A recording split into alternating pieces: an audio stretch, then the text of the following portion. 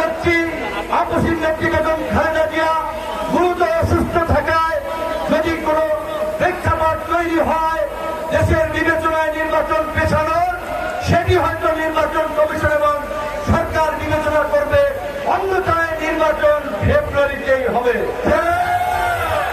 নির্বাচন ফেব্রুয়ারিতে হোক আর এপ্রিলে হোক, আগামী সংসদ নির্বাচনে গণ অধিকার পরিষদ এককভাবে 300 আসনে প্রার্থী দেবে। আর যদি দেশের প্রয়োজনে কোনো জোট করে, তবে আমাদের যেই সমস্ত জায়গায় এই রকমের জনসমর্থন আছে সেই সমস্ত আসনকে নিশ্চিত করে আমাদের জোট হবে। জোট হোক আর এককভাবে নির্বাচন করি।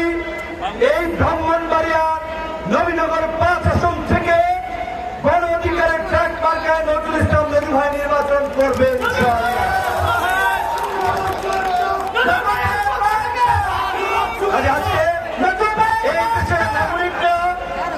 ঐতিহাসিক ভাবে রাষ্ট্র পরিচালনার যে অধিকার দীর্ঘ 16 বছর পরে ফিরে পেয়েছে, সেই অধিকার প্রতিষ্ঠা করার জন্য আমরা ছাত্র যুবক তরুণরা লড়াই করেছি, রক্ত দিয়েছি।